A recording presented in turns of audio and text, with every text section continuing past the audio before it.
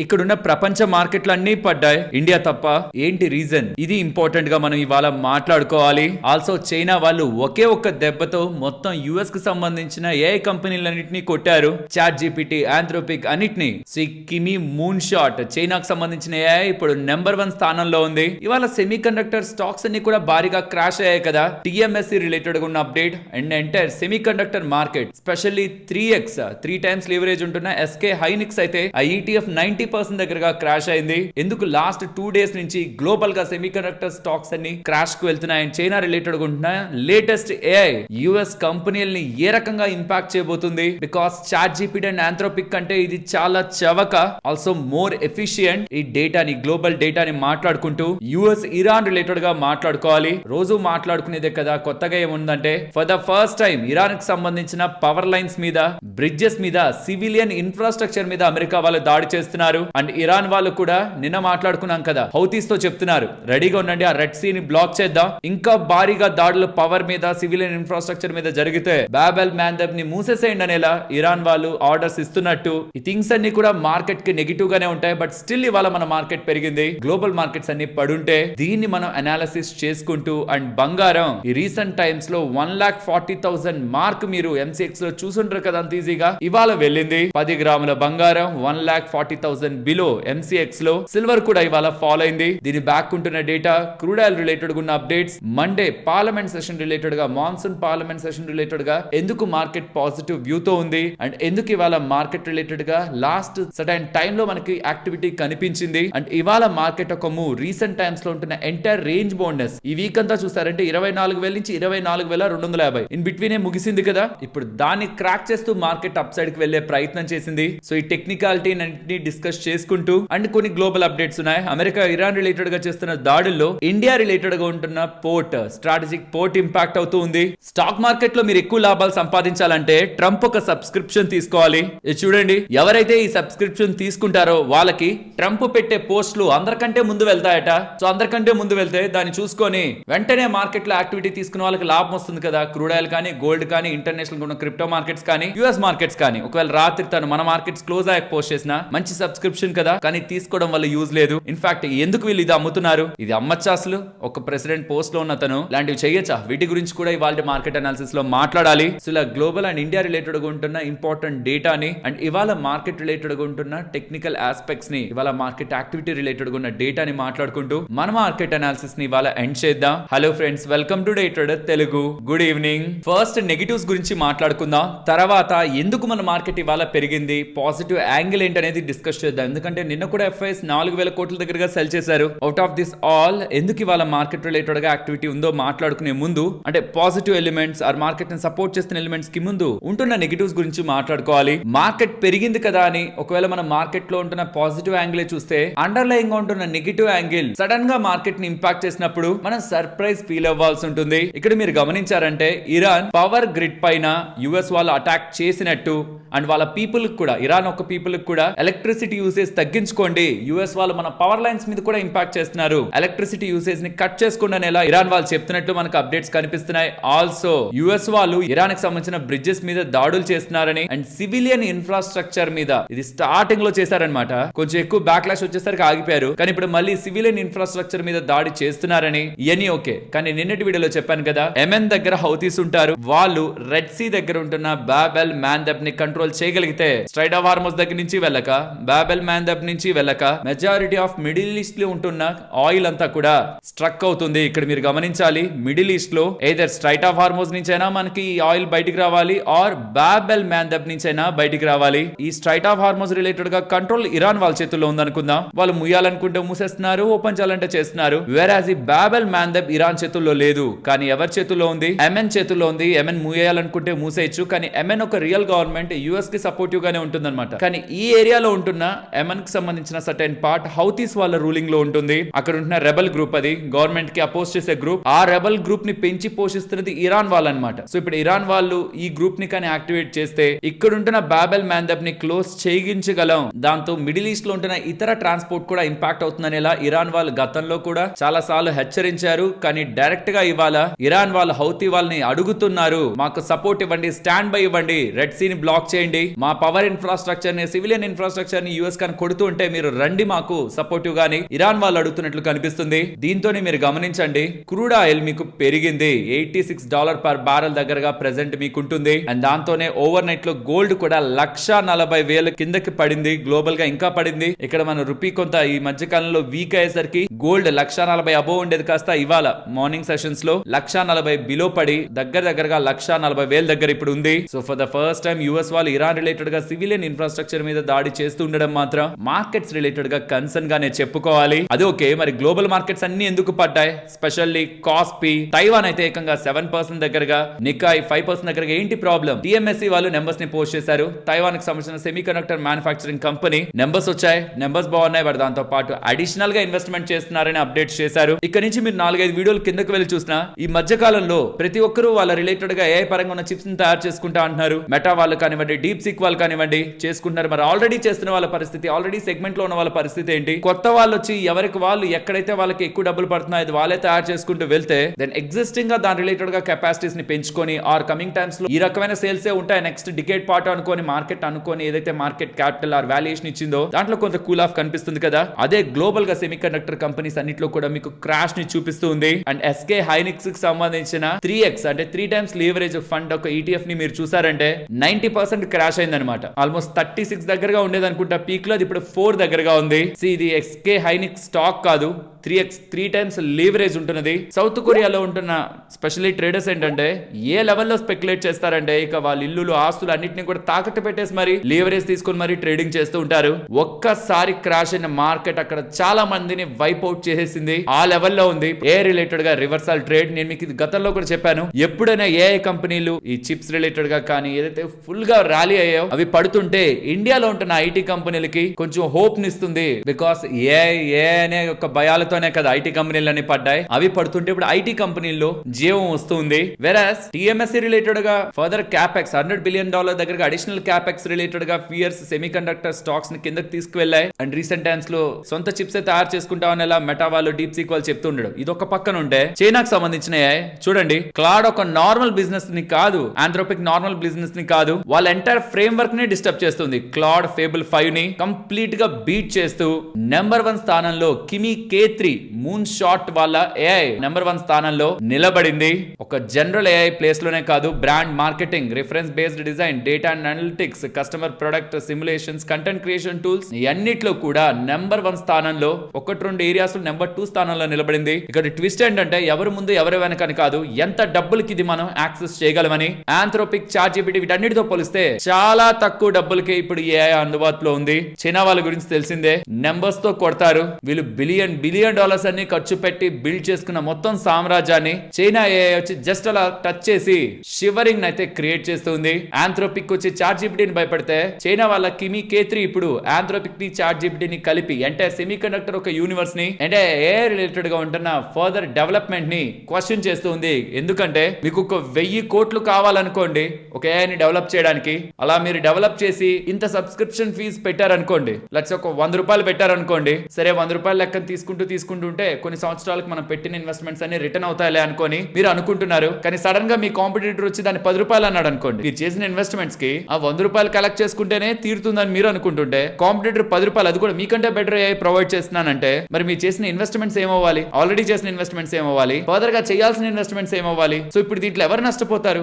AI grow అవుతుంది కరెక్టే, but ముందు చేసిన ఇన్వెస్ట్మెంట్స్ పరిస్థితి ఏంటి? నెక్స్ట్ టైమ్స్ లో భారీగా స్పెండ్ చేయాలన్నా ఇంత వోలటైలిటీలో వేరే వాళ్ళు వచ్చి సడన్ గా ముందుకు వస్తే ఇంకెంత డబ్బుల్ని వీళ్ళు స్పెండ్ చేస్తారు? మరి అలాంటప్పుడు చిప్ కంపెనీస్ కి, మెమరీ రిలేటెడ్ గా ఉంటున్న కంపెనీస్ కి, ర్యామ్ కంపెనీస్ కి వీటన్నిటికి కూడా ఇంపాక్ట్ ఎలా ఉంటుంది? సో ఈ పాయింట్ మనం ఆలోచించామంటే ఎందుకు ఎంటైర్ ఏఐ రిలేటెడ్ గా ఉంటున్న ట్రేడ్ కొంత ఫియర్ కి గురవుతుంది అనేది మనం అర్థం అవుతుంది. సో ఈ కిమి రిలేటెడ్ గా ఉంటున్న ఎంటైర్ బెంచ్ మార్క్ మెట్రిక్స్ మీకు స్క్రీన్ ముందు పెడుతున్నాను. వివిధ సెగ్మెంట్స్ లో వాళ్ళు నెంబర్ 1 ఆర్ నెంబర్ 2 గానే ఉన్నారు. ఇది ఓవర్ నైట్ వచ్చి ఎంటైర్ ఏఐ రిలేటెడ్ గా ఉంటున్న ఇండస్ట్రీని బిగ్ వేలో షాక్ అయితే గురి చేసింది. సో మీకు ఇంట్రోలో చెప్పాను కదా, సబ్స్క్రిప్షన్ అమ్ముతున్నారు. ట్రంప్ కు ఒక సోషల్ మీడియా ప్లాట్ఫామ్ ఉంది ట్రూత్, దాంట్లో తను పోస్టులు చేస్తూ ఉంటారా? పెద్ద ట్రేడింగ్ కంపెనీస్ కి చెప్తున్నారనమాట, మీరు మాకు డబ్బులు భారీ మొత్తంలో కట్టండి, సర్వర్స్ రిలేటెడ్ గా యాక్సెస్ మీకు ఫాస్ట్ గా ఇచ్చేస్తాం. సో ఒక పోస్ట్ చేసి అది మిగిలిన పబ్లిక్ అంతటికి వెళ్లే ముందు మీకు ముందు వస్తుంది. వాళ్ళకి ఎలాగో ఏఐ రిలేటెడ్ గా బాట్స్ ఉంటాయి, దాన్ని అనాలిసిస్ చేసి ఏం పోస్ట్ చేశాడు, సెంటిమెంట్ ఎలా ఉంది,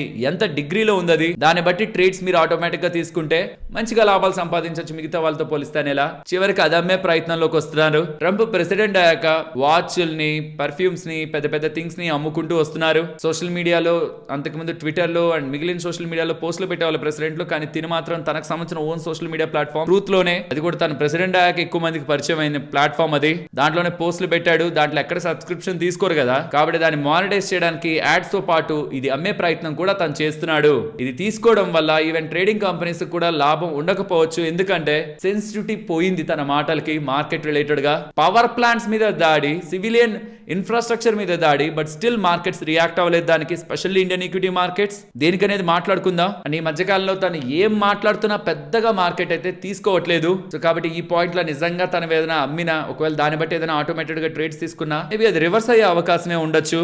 అండ్ ఇవాళ మార్కెట్ పెరగడానికి కారణం ఏమై ఉండొచ్చు? బ్యాంకింగ్ స్పేస్ ని గమనించారా? ఐటీ స్పేస్ ని గమనించారా? బాగానే రియాక్ట్ అయింది కదా. ఈవెన్ ఐబిఎం రిలేటెడ్ గా ఐటీ స్పేస్ అంతా కూడా ఫాలో అవుతుంది గ్లోబల్ గా అన్నప్పుడు కూడా ఇండియన్ ఐటీ కంపెనీస్ నెంబర్స్ అంతా వర్స్ట్ గా లేవు. విప్రోది ఒకటే ఇబ్బందికరంగా వచ్చింది, రెస్ట్ ఆఫ్ ద స్పేస్ బానే ఉంది. అండ్ ఇవాళ మీకు రిలయన్స్ ఇండస్ట్రీస్ ఒక నెంబర్స్ వస్తాయి. ఇవాళ రిలయన్స్ కూడా పెరిగింది.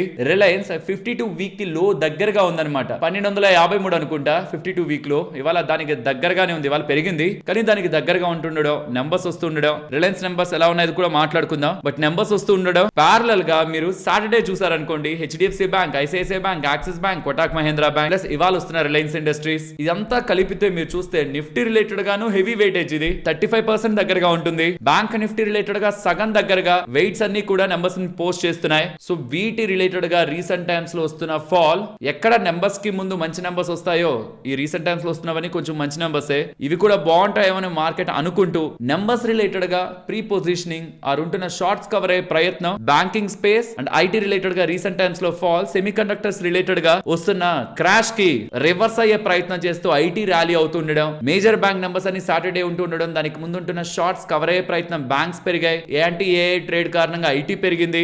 రిలయన్స్ కూడా 52 వీక్ లో దగ్గరగా సెల్లింగ్ ప్రెషర్ తో ఈ మధ్య కాలంలో పడింది, కాబట్టి దాంట్లో కూడా కొంత రిలీఫ్. ఇది ఓవరాల్ గా చూస్తే మార్కెట్ ని వాళ్ళ పుష్ చేసింది. మీరు గమనించండి, mid cap small cap index పెద్దగా పెరగలేదు. ఏఐ యాంటీ ఏఐ ఐటీని పెంచితే నెంబర్స్ సాటర్డే రాబోతున్న banking numbers, Kotak Mahindra Bank, Axis Bank, ICICI Bank, HDFC Bank, వాటిల్లో కొంత మూవ్మెంట్ ని తీసుకొస్తే ప్లస్ రిలయన్స్ యాడ్ అవుతూ ఉండడమే Nifty, Sensex, bank Nifty move related గా ఉంటున్న మేజర్ రీజన్. నెంబర్స్ ఎలా ఉంటాయనేది మెయిన్ పాయింట్. స్ట్రాంగ్ గా ఉంటే ఈ ర్యాలీ జస్టిఫై అవుతుంది. బికాస్ ఈ మధ్య కాలంలో మీరు గమనిస్తే జూలై 8 నుంచి మీరు గమనిస్తే ఇప్పటి వరకు కూడా మార్కెట్ లో పెద్ద మూవ్ లేదు. 24,250 దగ్గరకు వచ్చిన ప్రతిసారి కింద పడుతూనే ఉంది 250, 300, కానీ ఇవాళ దాని పైకి వెళ్లి కూర్చుంది. సో లెట్స్ సీ, ఒకవేళ నెంబర్స్ కానీ అనుకున్న దానికంటే బాగొస్తే ఈ సాటర్డే సండేలో ఒకవేళ తీవ్ర పరిణామాలు యుఎస్ ఇరాన్ రిలేటెడ్ గా జరగకుండా ఉంటే, because present on going things కి మార్కెట్ రియాక్ట్ అవ్వట్లేదు. మరి చెప్పాలంటే కొంత బ్యాడ్ థింగ్స్ అవి. ఇరాన్ రిలేటెడ్ గా సివిల్ ఇన్ఫ్రాస్ట్రక్చర్ మీద యుఎస్ వాళ్ళు దాడి చేస్తున్నారు. విని విసిగిపోయారు కదా యుఎస్ ఇరాన్ రిలేటెడ్ గా అప్డేట్స్. మీరు కానీ ఈవెన్ చెప్పి నేను కూడా సిమిలర్ గా మార్కెట్ కూడా అలానే అనుకుంటుందేమో, పెద్ద పట్టించుకోలేదు. నెంబర్స్ బాగున్నాయంటే మాత్రం మండే దానికి రియాక్షన్ మార్కెట్ ఇచ్చే అవకాశం ఉంది. దీని రిలేటెడ్ గా నెంబర్స్ ఒకవేళ వస్తూ మార్కెట్ రిలేటెడ్ గా ఏదైనా డీప్ ఇంపాక్ట్ ఉంటుంది రిలయన్స్ నెంబర్స్, ఇవాళ మాట్లాడుకునే ప్రయత్నం చేద్దాం. నెక్స్ట్ రాబోతున్న banking 4 banking numbers, HDFC bank, ICICI bank, Axis bank, Kotak Mahindra Bank, ఈ 4 బ్యాంకింగ్ నెంబర్స్ లో ఏదైనా స్ట్రాంగ్ డేటా ఉంటే అది మీకు మన వాట్సాప్ ఛానల్లో షేర్ చేస్తాను. వాట్సాప్ ఛానల్ ఒక లింక్ డిస్క్రిప్షన్ కామెంట్ సెక్షన్ లో ఉంటుంది. ఫేక్ ఛానల్స్ చాలా ఉంటున్నాయి, డబ్బులు అడుగుతున్నారు, జాగ్రత్త, వాటిని నమ్మద్దు. ఆల్సో దీంతో పాటు మార్కెట్స్ ని వాళ్ళ మూవ్ చేస్తుండడానికి ఇంకొక రీజన్, మండే మనకి మాన్సూన్ పార్లమెంట్ సెషన్ స్టార్ట్ అవబోతుంది. ఎంఎస్ఎంఈ రిలీఫ్ కానీ, ఎఫ్ఐఎస్ ఒక ట్యాక్స్ బ్రేక్స్ రిలేటెడ్ గా కానీ, ఎఫ్సిఆర్ఏ రిఫార్మ్స్ కానీ, ఇవన్నీ కూడా మార్కెట్ రిలేటెడ్ గా మంచి విషయాలే. సో మండే స్టార్ట్ అవబోతున్న ఈ మాన్సూన్ పార్లమెంట్ సెషన్ రిలేటెడ్ గా కూడా మార్కెట్ లో ఎక్స్పెక్టేషన్స్ బిల్డ్ అవుతూ ఉండొచ్చు. అండ్ ఉంటున్న ఇంకొన్ని గ్లోబల్ అప్డేట్స్ గురించి మాట్లాడుకొని మళ్ళీ మన మార్కెట్ దగ్గరికి వద్దాం. ఇక్కడ మీరు చూస్తే యుఎస్ కి సంబంధించిన వైస్ ప్రెసిడెంట్ జేడీ వ్యాన్స్ 2 కీలకమైన స్టేట్మెంట్స్ చేస్తున్నారు. ఒకటి, ఈ ట్రూత్ సోషల్ మీడియాలో పోస్టులు పెట్టి ట్రంప్ తనకు సంబంధించిన వర్గం భారీ మొత్తంలో $9 బిలియన్ దగ్గరగా డబ్బులు సంపాదించింది ట్రేడింగ్ చేసి. వాళ్ళు ఏం పెడతారో వాళ్ళకి తెలుసు కాబట్టి ముందుగానే పొజిషన్స్ తీసుకొని మంచిగా $9 బిలియన్ డబ్బులు సంపాదించింది. ఎలాగో మా మీద కదా సంపాదించారు, ఇరాన్ మీద కదా సంపాదించారు, దాంట్లో ఒక $4.5 బిలియన్ మాకు పంపించండి అని ఇరాన్ వాళ్ళు అడుగుతున్నట్టు ఇంటర్మీడియట్స్ ద్వారా మా మీద కదా మీరు అటాక్ చేస్తున్నాం చేయట్లేదు అని చెప్పి ట్రూత్ సోషల్ మీడియాలో పోస్టులు పెట్టి సంపాదించారు. సగం ఇటేయండి అని చెప్పి ఇరాన్ వాళ్ళు అడిగినట్టు ద హార్మోజ్ లెటర్ లో ఇది పబ్లిష్ అవుతుండడం, 3.4 మిలియన్ వ్యూస్ వస్తుండడం, దీనికి జేడీ వ్యాన్స్ రెస్పాండ్ అయ్యారు. ఇది కంప్లీట్లీ బోగస్, మాకేం అలాంటి స్టేట్మెంట్స్ ఇరాన్ దగ్గర నుంచి రాలేదనేలా. ఆల్సో ఇజ్రాయెల్ వాళ్ళు కావాలని యుఎస్ పబ్లిక్ ఒపీనియన్ ని మ్యానిపులేట్ చేసి ఈ వార్ ని ప్రొలాంగ్ చేసేందుకు ప్రయత్నిస్తున్నారనేలా జేడీ వ్యాన్స్ అంటున్నారు. నిజంగా ఒకవేళ ఇజ్రాయెల్ వాళ్ళే ఇది మ్యానిపులేట్ చేసి ఇరాన్ మీద వార్ ని పొడిగించేలా చేశారని అనుకుందాం, అది ఇజ్రాయెల్ కి అవసరం. దాన్ని తెలుసుకోలేకపోవడం యుఎస్ ఒక తప్పు కదా. పబ్లిక్ ఒపీనియన్ ని మ్యానిపులేట్ చేస్తే వార్ ఎలా ప్రొలాంగ్ అవుతుంది? ట్రంప్ చేస్తున్న యాక్టివిటీస్ కి పబ్లిక్ ఒక ఒపీనియన్ కి ఎలా లింక్ పెడుతున్నారో అర్థం కావట్లేదు. ఇండియాకి సంబంధించిన very important port Chabahar port, అక్కడ యుఎస్ సంబంధించిన దాడులు జరుగుతున్నట్టు, ఇక్కడ ఇంపార్టెంట్ టవర్ కూడా ఇంపాక్ట్ అన్నట్లు కనిపిస్తుంది. చాబహార్ పోర్ట్ పాకిస్తాన్ ని మనం వాడకుండా ఆఫ్ఘనిస్తాన్ ని మనం రీచ్ అవ్వాలంటే అది మనకు ఒక ఇంపార్టెంట్ స్టేషన్. సెంట్రల్ ఏషియాకి సంబంధించిన యాక్సెస్ మనకు దొరుకుతుంది. And even international north south transport corridor కూడా మనకి యాక్సెస్ ఇదే అనమాట. ఇంక్లూడింగ్ రష్యా, యూరోప్ వీటితో కనెక్షన్ ని కూడా ఇరాన్ రిలేటెడ్ గా ఉంటున్న చాబహార్ పోర్ట్ మనకు అందిస్తుంది. దాని మీద ప్రెసెంట్ దాడులు జరుగుతున్నాయి. ఇది లిటిల్ ఇంపాక్ట్ మన ఇండియా రిలేటెడ్ గా ఎక్స్పోర్ట్స్ పరంగా క్రియేట్ చేసే అవకాశం ఉంటుంది. సో ఓవరాల్ ఇది ఒక కంక్లూజన్ తీసుకుంటే యుఎస్ రిలేటెడ్ గా ఇరాన్ క్రైసిస్ పీక్ కే వెళ్తుంది. బాబెల్ మ్యాందబ్ క్లోజ్ అయితే మాత్రం అది క్రూడ్ ఆయిల్ రిలేటెడ్ గా ఎనర్జీ ప్రైజెస్ ని పెంచుతుంది, బంగారాన్ని కిందకి పడేస్తుంది, గ్లోబల్ మార్కెట్స్ ని ఇంపాక్ట్ చేస్తుంది. బట్ ఇండియన్ మార్కెట్స్ ఇంపాక్ట్ అవుతాయా లేదా అనేది మాత్రం మేబీ నెంబర్స్ డిసైడ్ చేయొచ్చు. నెంబర్స్ వెరీ సాలిడ్ ఉన్నాయనుకోండి, గ్లోబల్ గా వచ్చిన ఫాల్ ని అది కొంతవరకు నిరోధించవచ్చు, కానీ ఇంపాక్ట్ అయితే ఉంటుంది బాబెల్ మ్యాందబ్ కానీ క్లోజ్ అయితే. సో యుఎస్ ఇరాన్ రిలేటెడ్ గా క్రైసిస్ కొంత పీక్ అవుతుంది.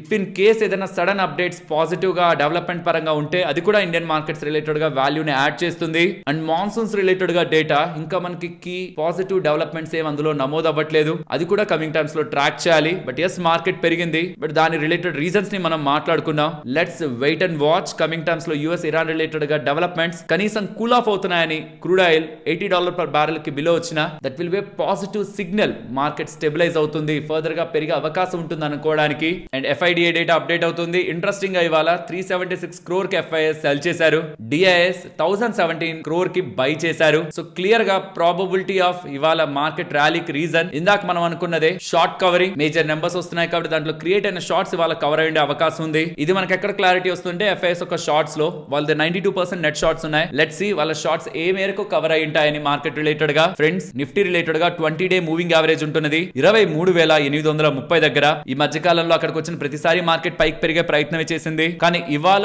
ముగిసిన లెవెల్ మాత్రం గతంలో ఈ మధ్య కాలంలో ఎప్పుడు కూడా మార్కెట్ ముగియలేదు. మార్కెట్ మంచి నెంబర్స్ నే ఎక్స్పెక్ట్ చేస్తూ ఉంది. నెంబర్స్ ఎలా ఉంటాయనేదే మండే ఆర్ నెక్స్ట్ వీకెండ్ మొత్తం మార్కెట్ ని డిసైడ్ చేస్తుంది. ఇవాళ వచ్చే రిలయన్స్ నెంబర్స్ ని కవర్ చేద్దాం. ఆ నెక్స్ట్ వస్తున్న నెంబర్స్ అన్ని కూడా సాటర్డే సండే అప్డేట్ అవుతాయి కాబట్టి ఏదైనా ఇంపార్టెంట్ డేటా దాని ద్వారా వచ్చి మార్కెట్ ఇంపాక్ట్ అవుతుంటే మీకు మన వాట్సాప్ టెలిగ్రామ్ ఛానల్స్ లో షేర్ చేస్తాను. ఆల్సో బ్యాంక్ నిఫ్టీ పరంగా 57,792 దగ్గర 20-day మూవింగ్ యావరేజ్ ఉంటే 57,300 దగ్గర 200-day మూవింగ్ యావరేజ్ ఉంది. సో అవి రెండు కూడా బ్యాంక్ నిఫ్టీ రిలేటెడ్ గా దగ్గరలో ఉంటున్న important moving averages. I hope మీకు మార్కెట్ పరంగా కీ ఇంపార్టెంట్ డేటా అంతటిని కూడా సింపుల్ గా ఎక్స్ప్లెయిన్ చేశానని, అలా మీకు మేము ఎఫర్ట్స్ పెట్టి వీడియో మీ ముందుకు తీసుకొచ్చామని మీరు అనుకుంటూ ఉంటే మన వీడియోని ఒక్క లైక్ చేస్తూ పెడుతున్న ఎఫర్ట్స్ ని ఎంకరేజ్ చేయండి.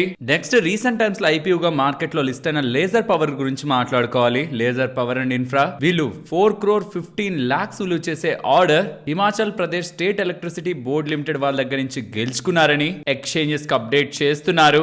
ఎన్బిసిసి వాళ్ళు 85,64 lakhs విలువ చేసే order work order NALCO, IDPL, ASI and PFC వాళ్ళ దగ్గర నుంచి గెలుచుకున్నారని ఎక్స్చేంజెస్ కి ఇన్ఫార్మ్ చేశారు. ఆల్సో మన ఇండియా రిలేటెడ్ గా semi conductors and AI related గా ట్రేడ్ లో భారీగా పెరిగిన కంపెనీస్ ఉన్నాయి కదా, లైక్ ఎంటార్ టెక్నాలజీస్. అక్కడ బ్లూమ్ ఎనర్జీకి ఏఐ రిలేటెడ్ గా బిజినెస్ వస్తుంది అనుకుని ఎంటార్ టెక్నాలజీస్ భారీగా పెరిగింది. అండ్ డేటా సెంటర్స్ రిలేటెడ్ గా, ఆప్టికల్ ఫైబర్స్ రిలేటెడ్ గా, స్టెర్లైట్ టెక్నాలజీస్ రిలేటెడ్ గాను మనం భారీగా పెరగడం చూసాం. సో గ్లోబల్ గా ఏఐ కంపెనీస్ అన్ని పడుతున్నాయని మార్కెట్ అనాలిసిస్ లో మాట్లాడుకున్నావా, ఆ సెల్ ఆఫ్ లో ఈ కంపెనీస్ లో కూడా మనకి ఫాల్ అయితే కనిపిస్తూ ఉంది.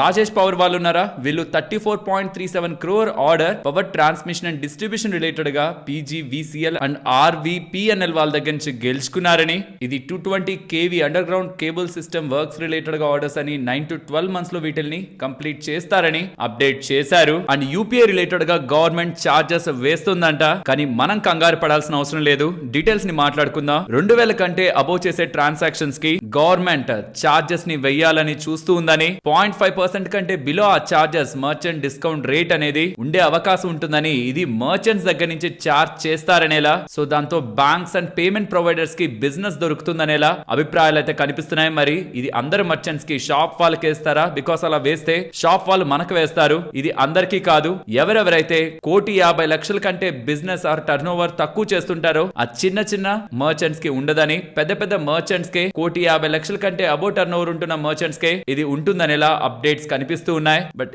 ఎవరికి వేస్తున్నా ప్రాబబుల్లీ ఇది యూజర్స్ కే పాస్ ఆన్ అయ్యే అవకాశం ఉంది. అండ్ యూపీఐ ఒక వినియోగం అలాంటి మర్చెంట్స్ తగ్గించే అవకాశం కూడా ఉంది. అండ్ గవర్నమెంట్ ఒకవేళ యూపీఐ రిలేటెడ్ గా ఇలా చార్జెస్ వేస్తే అది తిరిగి మన మీదకే వస్తుందని మీరు భావిస్తున్నారా? అండ్ రీసెంట్ గా హెచ్పిసిఎల్ వాళ్ళు, స్విగ్గీ వాళ్ళు 10 kg 5 kg సిలిండర్స్ ని డెలివర్ చేస్తారన్నారా? అందులో 10 kg సిలిండర్ ఏంటి, కాంపోజిట్ సిలిండరే కదా. దాని రిలేటెడ్ గా వీళ్ళకి ఆర్డర్స్ వస్తున్నాయి. టైమ్ టెక్నోప్లాస్ట్ వాళ్ళకి 1.4 lakh కాంపోజిట్ ఎల్పిజి సిలిండర్స్ ని వీళ్ళు కమింగ్ టైమ్స్ లో సప్లై చేయబోతున్నారని, 38.14 crore వీళ్ళకి దాని ద్వారా లభిస్తుందని, 6 months లో దీన్ని కంప్లీట్ చేస్తారని టైమ్ టెక్నోప్లాస్ట్ వాళ్ళు చెప్తున్నారు.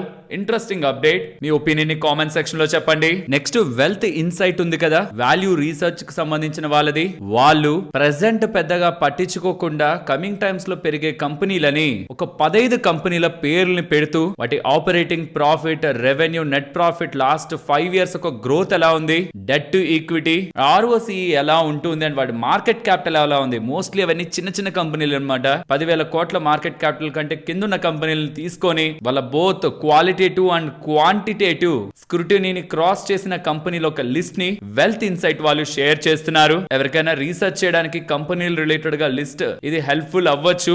ఈ పర్టికులర్ కంపెనీస్ లో ఎవరైనా ఆల్రెడీ రీసెర్చ్ చేస్తుంటే వెల్త్ ఇన్సైట్ వాళ్ళ క్వాలిటేటివ్ అండ్ క్వాంటిటేటివ్ స్క్రూటినీని ఇది క్రాస్ చేశాయని ఈ డేటా ద్వారా మనం అర్థం చేసుకోవాలి. బట్ గుర్తుంచుకోవాలి, ఎవరు ఏది చెప్తున్నా, ఎలాంటి పబ్లికేషన్స్ లో ఏం స్టాక్స్ పేర్లు అప్డేట్ అవుతున్నా, ఒక దాంట్లో పెట్టుబడి చేసే ముందు మన ఓన్ అనాలిసిస్ చేసి కన్విక్షన్ బిల్డ్ అయ్యాకే ముందుకు వెళ్ళాలనేది గుర్తుంచుకోవాలి. ఇప్పుడు షేర్ చేసిన ఇన్ఫర్మేషన్ మీకు వాల్యుబుల్ గానే అనిపించిందా? అనిపిస్తే మన వీడియోని తప్పకుండా లైక్ చేయండి. నెక్స్ట్ ఎన్టీపీసీ అండ్ ఎన్పీసీఐఎల్ వాళ్ళు వీళ్ళిద్దరూ కలిసి ఉంటున్న జాయింట్ వెంచర్ ఒకటి 28,000 crore విలువ చేసే టెండర్ ని Rajasthan nuclear power project related గా ఫ్లోట్ చేసింది, అంటే అనౌన్స్ చేసింది. ఇందులో ఏ కంపెనీలు పోటీ పడే అవకాశం ఉంది? L&T, BHEL, వాల్చన్ నగర్ ఇండస్ట్రీస్ పోటీ పడే అవకాశం ఉంది. ఇందులో 700 మెగావాట్ PHWR రియాక్టర్స్ ని సప్లై చేయాలి. రియాక్టర్ బిల్డింగ్ కానీ, nuclear structures, heavy water plant, water systems, waste management facilities ఇవన్నీ కూడా సప్లై చేయాల్సి ఉంటుంది. L&T, BHEL, వాల్చన్ నగర్ పోటీ పడే అవకాశం ఉంది. వన్ ఆఫ్ ద ఇండియాకి సంబంధించిన largest indigenous nuclear EPC tender project ఇది. లెట్స్ సీ ఎవరికి ఎలాంటి ఆర్డర్స్ కమింగ్ టైమ్స్ లో దీని రిలేటెడ్ గా లభిస్తాయని. అన్నిటి వీడియోలో మారుతి వాళ్ళని రాయ్పూర్ కి సంబంధించిన కన్స్యూమర్ కోర్ట్ 20 లక్షల కార్, గ్రాండ్ విటారా కార్ ని రీప్లేస్మెంట్ గా ఇవ్వాలి. బికాస్ E20 ఫ్యూయల్ కారణంగా కస్టమర్ కి చెప్పకుండా, ప్రాపర్ గా ఎక్స్ప్లెయిన్ చేసి అమ్మకుండా ఉన్న కార్ డ్యామేజ్ అయింది, రీప్లేస్మెంట్ ఇవ్వండి అని కన్స్యూమర్ కోర్ట్ ఆర్డర్ ఇచ్చింది అనుకున్నావా? దీనికి మారుతి వాళ్ళు ఛాలెంజ్ చేస్తూ రాయ్పూర్ కన్స్యూమర్ కోర్ట్ ఆర్డర్ ని సవాల్ చేస్తూ ఫర్దర్ హైకోర్ట్స్ కి వెళ్తున్నారనేలా అప్డేట్ చేస్తున్నారు. నెక్స్ట్ వారే ఎనర్జీస్ వీళ్ళు 212 మెగావాట్ సోలార్ మాడ్యూల్స్ ఆర్డర్ వాళ్ళ రెన్యూడ్ కస్టమర్ దగ్గర నుంచి గెలుచుకున్నారని, ఇది ఇంటర్నేషనల్ ఆర్డర్ అని ఎక్స్చేంజెస్ కి చెప్తున్నారు. RVNL వాళ్ళు గోవా గవర్నమెంట్ తో MOU కుదుర్చుకుంటున్నారు. అక్కడ ఇన్ఫ్రాస్ట్రక్చర్ ప్రాజెక్ట్స్ డెవలప్ చేసేందుకు PNC ఇన్ఫ్రా వాళ్ళకి 3,483 crore విలువ చేసే order national highways authority of India వాళ్ళ దగ్గర నుంచి లభించిందని, ఇది ఒక 2 HAM ప్రాజెక్ట్స్ అనేలా ఎక్స్చేంజెస్ కి చెప్తున్నారు. దీని ఒక మార్కెట్ క్యాపిటల్ 6,000 crore దగ్గర ఉంటుంది. సో వీళ్ళకి సైజబుల్ ఆర్డర్స్ లభించాయి. As of now Reliance numbers అయితే రాలేదు, కానీ ఏదో ఒక రీజన్ లేకుండా అంబానీ గారు అయితే పనిచేయరు కదా. 9,000 కోట్లకు సంబంధించిన రిలయన్స్ కి సంబంధించిన షేర్ల్ని ప్రమోటర్స్ జూన్ క్వార్టర్ లో, ఈ రీసెంట్ క్వార్టర్ లో యాడ్ చేసుకుంటున్నట్లు డేటా కనిపిస్తుంది. తన పేరు మీద, తన వైఫ్ నీతా అంబానీ పేరు మీద, అండ్ వాళ్ళ ముగ్గురు చిల్డ్రన్ ఇషా అంబానీ, ఆకాష్ అంబానీ, అనంత అంబానీ పేర్ల మీద గతంలో ఉన్నది 50% వాటా మార్చ్ క్వార్టర్ వరకు, కానీ ఇప్పుడు అది 50.48% వాటా, సుమారుగా 9,000 కోట్లుగా రీసెంట్ టైమ్స్ లో వాళ్ళ వాటాని పెంచుకుంటున్నట్లు మనకు అప్డేట్స్ అయితే కనిపిస్తున్నాయి. సెబీ యొక్క లిమిటేషన్స్ లోనే జరుగుతుంది. With a data and A logics recent times లో వాళ్ళు యాడ్ చేసుకుంటున్నారు. నెక్స్ట్ కమింగ్ నెంబర్స్ బాగుంటాయని వాళ్ళు ఎక్స్పెక్ట్ చేస్తున్నారు. చేస్తున్నారా? మరి నెంబర్స్ లో అది తేలిపోతుంది. ఇంకొన్ని నిమిషాల్లో నెంబర్స్ అప్డేట్ అవుతాయి. నెక్స్ట్ స్కై గోల్డ్ ఉందా, అక్కడ ఫైనాన్షియల్ ఫ్రాడ్ జరిగిందంట. 10.7 crores వర్త్ చేసే ఫైనాన్షియల్ ఫ్రాడ్ వీళ్ళ అండర్ లో ఉంటున్న సబ్సిడరీలో జరిగినట్టు. ఏఐ అండ్ డీప్ ఫేక్ టెక్నాలజీని యూజ్ చేసి వీళ్ళ కంపెనీకి సంబంధించిన ల్యాప్టాప్, మొబైల్ ఫోన్స్ రిలేటెడ్ గా యాక్సెస్ తీసుకుంటూ అన్నోన్ అకౌంట్ నెంబర్స్ కి డబ్బులు ట్రాన్స్ఫర్ అయినట్టు వీళ్ళు రికగ్నైజ్ చేశారనేలా స్కై గోల్డ్ వాళ్ళు చెప్తున్నారు. స్టాక్ ఇవాళ కొంత రియాక్ట్ అయింది, పెద్దగా ఏం సర్ప్రైజ్ అవ్వలేదు. నెక్స్ట్ నెంబర్స్ గురించి మాట్లాడుకోవాలి. ఫస్ట్ ఫెడరల్ బ్యాంక్ రిలేటెడ్ గా నెట్ ఇంట్రెస్ట్ ఇన్కమ్ 26% పెరుగుతూ ఎన్పిఎస్ తగ్గాయి. Gross and net non performing assets last quarter తో పోలిస్తే ఈసారి డిక్రీజ్ అవుతూ ప్రావిజన్స్ ఆల్మోస్ట్ హాఫ్ అయ్యాయి క్వార్టర్ ఆన్ క్వార్టర్ బేసిస్ లో. దీంతోనే నెట్ ప్రాఫిట్ 36.5% దగ్గరగా వచ్చింది. CASA deposits year on year లో 18% ఇంప్రూవ్ అవుతూ కాసా రేషియో 32.23 గా ఉంటూ టోటల్ డిపాజిట్ 7% గ్రో అవుతూ ROA 1.22, ROE 12% దగ్గరగా వీళ్ళు నమోదు చేస్తూ ఉండడం.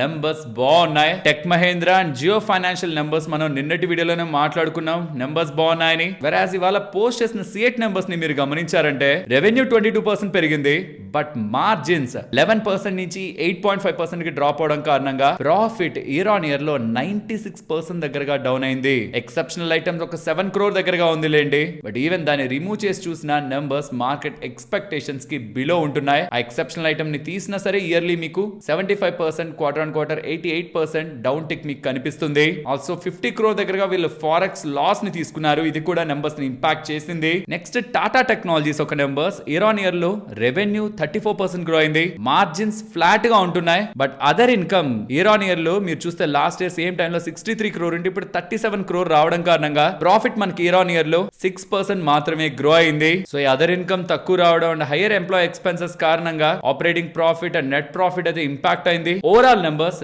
డీసెంట్ ఎనఫ్ ఉన్నాయి. సరే మరి నేను ఉండనా, మరొక ఇంట్రెస్టింగ్ వీడియోతో మళ్ళీ మీ ముందుకు వస్తాను. అంతవరకు టేక్ కేర్, జై హింద్.